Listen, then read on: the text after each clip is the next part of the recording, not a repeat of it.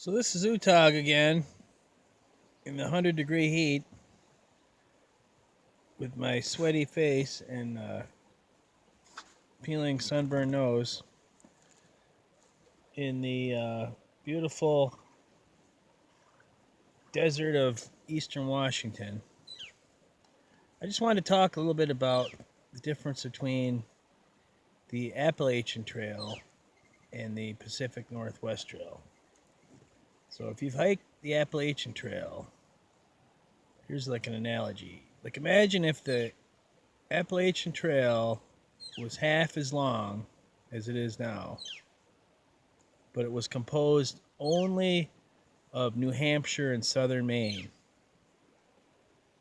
plus a bunch of road walking. That's sort of what it's like so far. I'm only halfway through, not even halfway through.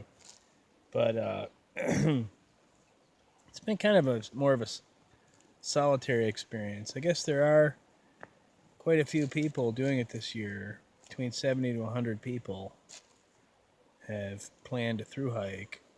And there's the organizers of the PNT, the PNTA, PNT Association. They research like social media, Instagram, Facebook, the forum, and they try to tabulate how many people are going to do it. But it's really unofficial. There's no registration. But so most of the people that are doing it this year started a lot later than me, like around now in Glacier, around like July 1st. Because there's such a heavy snow year all over the country. It's heavy snow in the Rockies, heavy snow in the Selkirks, heavy snow in the Cascades, heavy snow in the Olympics. I mean, the whole trail. In mid-June, anytime you get above 7,000 feet on the trail, there was like 4 to 6 feet of snow. I mean, like giant drifts. Not like just snow blanketing the whole thing, but just big drifts across the trail. A lot of times you get into deep snow that's in the trees. You can't see the trail. So you got to do a lot of route finding. But even without the snow this year, the difference between the AT and the PNT is there's no blazes. There's some actual blazes that I saw in Montana, which made me realize of the whole history of the blaze. Actually, a blaze is actually not white paint. A blaze is an axe. You swipe an axe into a tree and cut off the bark, and it makes a lighter blaze. And that's originally what a blaze was. That's what trappers would use to mark their trap line so they know where they're going. Because they'd set the trap line up in the summer, and then they'd have to come back and find it in the winter. And they'd go by the blazes. And so a lot of these blazes are actually really old, and the tree is grown over, so they're like just sort of like a carving into the tree. That's what it looks like. So it's kind of funny to see blazes like that. So in Montana, it was actually labeled the best. Like every time, I mean, in the AT, it seems like almost like sometimes it's like every like 10th tree has a white blaze on it. But at the PNT in Montana, every time there was a trail junction, they would have a PNT marker. So that was helpful. But there's no official, I mean, there's an official trail. It changes a little bit every year, kind of like the PCT.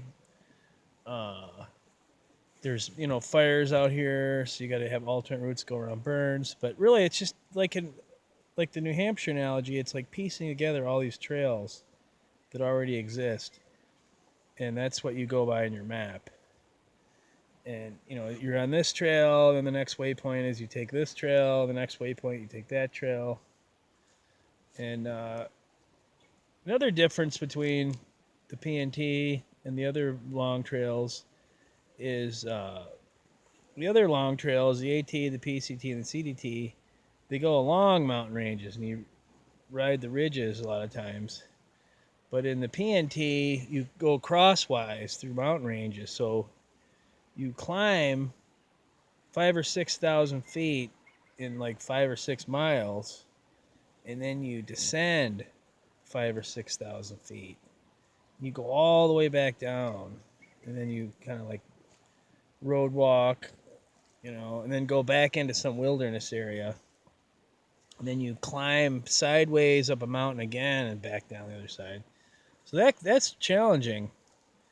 That's pretty challenging. And the wilderness itself is kind of weird because in the AT, there's really not any true wilderness. I mean, there's a 100-mile wilderness in Maine. I mean, there's some nice, beautiful, wild areas in the AT, but there's really never a serious problem with resupply. Like out here, there's like a town that'll have a post office and no store, and then you go like 160 miles with no other stores, and then there's a store that's like a convenience store, with like $2 ramen packets and stuff, so that's not, it's a little more expensive in that sense, but also there's really no hostels, and so it's not really a trail culture as much here. There's not like just like a string. Because on the AT, I just decided arbitrarily, as a rule of thumb, I'm going to go to a hostel once a week and take a shower and do laundry, catch up on my correspondence. You can't really do that here. You get a hotel in certain towns, but other towns, you go through and there's like a trail angel, and you could camp in their lawn and use their hose. That's kind of like a hostel. Or you can get a hotel for like $100, so that part's challenging.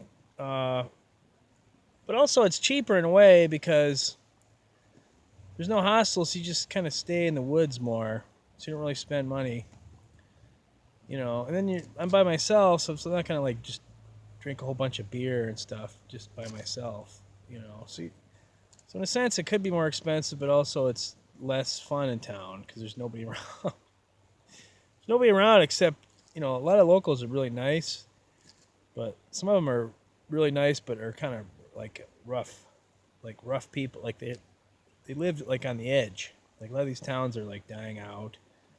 The timber industry died out, so it's a very hard scrabble existence in some of these isolated mountain towns. And you kind of meet with some locals, you kind of hang out, but they're like old and stuff, and they're just kind of hanging out at the bar. It's kind of not as much fun when you go into a bar and there's just like 3 really elderly men, no women, So it's kind of isolated, solitary. So I'd like a little bit of solitude, but I'm starting to get sick of hiking alone in the woods every day by myself, not seeing anybody except maybe, some guy in a truck, like a rancher or something, or a ranger. It's like, rarely you'll see another hiker or anybody. But one thing that's cool, though, when you're by yourself is you have to solve problems by yourself, and you kind of can really see what you're made of. Like when it comes down to it, what you can do to navigate a tough situation. You don't really learn that as much on the AT because you're all kind of pooling your resources together to figure out what to do if there's a problem, which usually there's just minor problems. You might get a little bit lost. But then, like, you're in Pennsylvania, it's not like you're going to die. You might get lost for a second, you all get together, get out your AWOL guides, and you figure it out. So there's a lot of consensus thinking on the AT, where in the PNT, I've been, like, looking at my topographical maps, looking at the compass, really getting to know what a topographical map is and how it lays everything out, and whether you're climbing, and you got to orient the maps so you're looking at it the right way. And I look at my compass a lot because the guidebook, Tim Youngbluth's guidebook, he'll just say you have to take the trail that goes east or take the trail that goes west. It doesn't say like left or right or anything like that. And then you get lost, because I've gotten lost a few times, not so much because I totally lost the trail, but because the trail became impassable from snow, and so then I'm kind of bailing out because there was a ridiculous area where their trail was on a ridge, and the ridge had 20-foot drifts, like overhanging off the ridge. So it's really hard to figure out where to walk. It's very exposed. But I did get through some sections like that. But then fatigue starts to set in, of a whole day of like intense bushwhacking through deep snow. And then you realize you have to just do more. So I did bail out this one time in the Selkirks, and then I just get on a Forest Service road and just start walking downhill. That's kind of a sort of a safety thing to do. Just start walking downhill on a Forest Service road, because it'll come somewhere to some town or some rancher or somebody. So I did that, and I walked all the way down. I walked all the way back into Yak, and then some people pointed me which way to go. So I've done that a few times.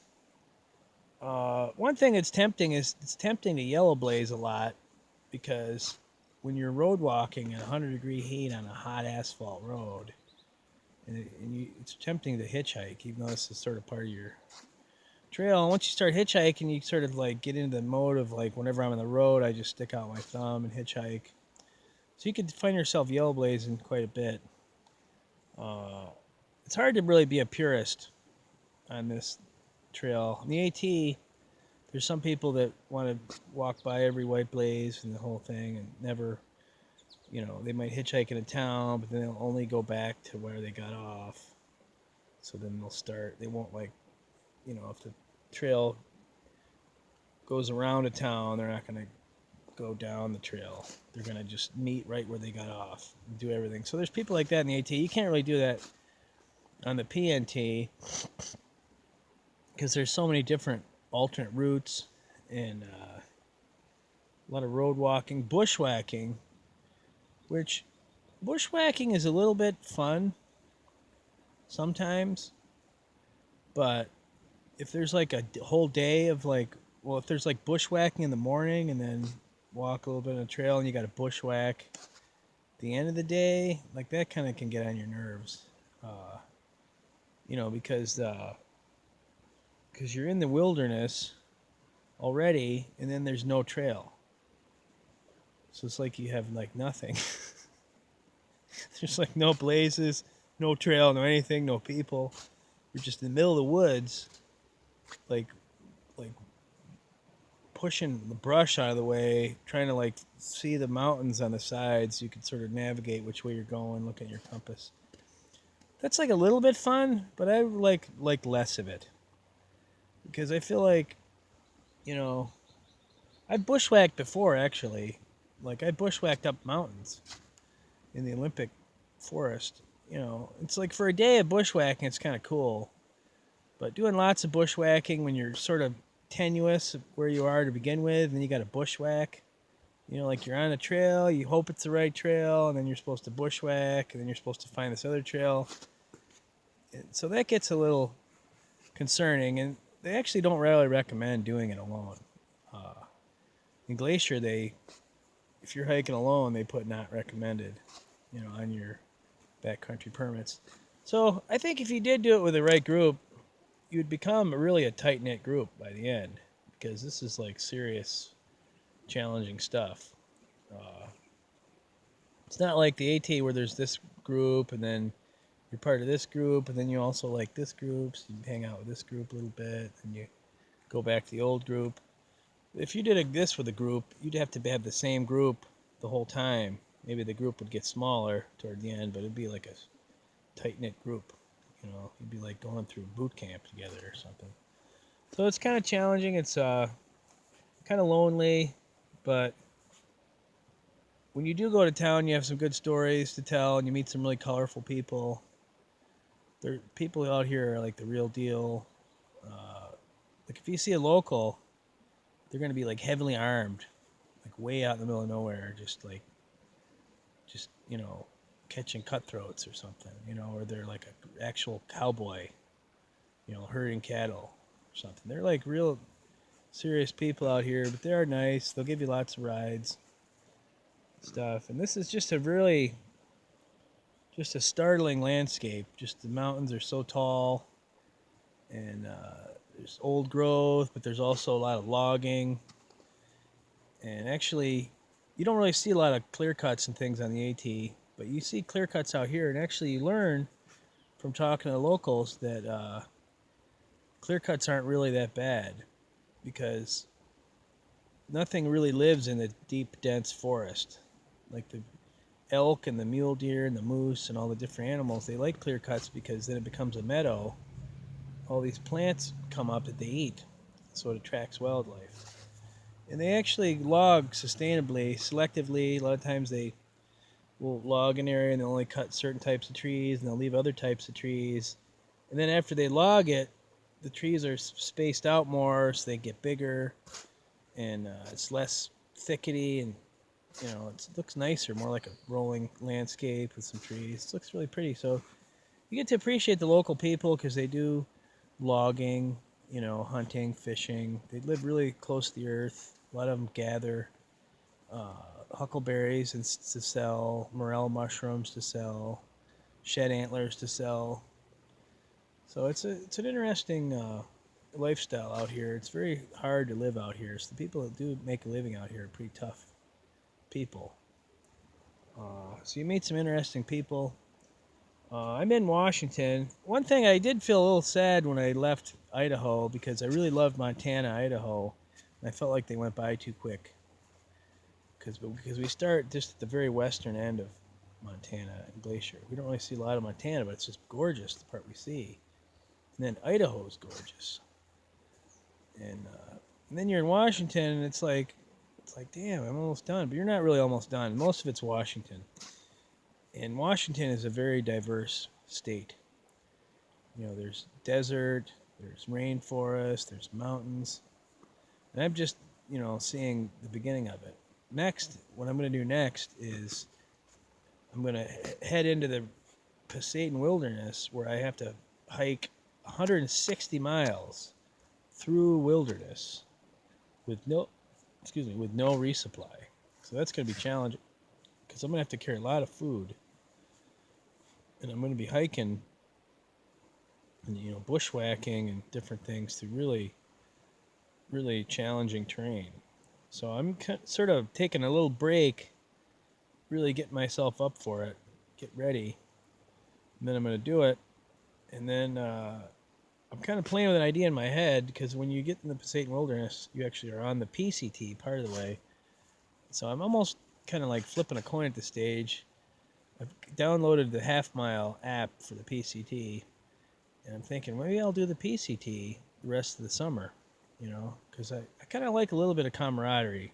I like some solitude, but it's kind of fun to have some people around camp, kind of shoot the shit, maybe have a campfire and sort of tell jokes. Or it's kind of fun to go into town, actually know some people when you go to a bar, or sing karaoke or go bowling or some stupid thing. It's kind of fun to have some friends to do it with than just you go into a town, you don't know anybody, and I still get along, but it's more fun to just sort of have a sense of camaraderie. So kind of considering maybe just switching the thing a little bit and just doing the PCT from right there where it connects to the PNT, which is just short of the border. And then I would be considered a section hiker because I would go down to where I left off last time when I hiked the PCT. But in a way, though, I kind of do want to see the Olympic Mountains. I kind of do want to hike along the coast, so I'm not really sure. It's kind of up in the air right now. But that's another thing with the PNT. It's just wide open. There's so many choices. You could go so many different routes, see so many different things, climb different mountains, that you have total freedom. So sometimes that's a little overwhelming because there's like so many choices involved. So those are just a few of my observations on the difference between the AT and the PNT.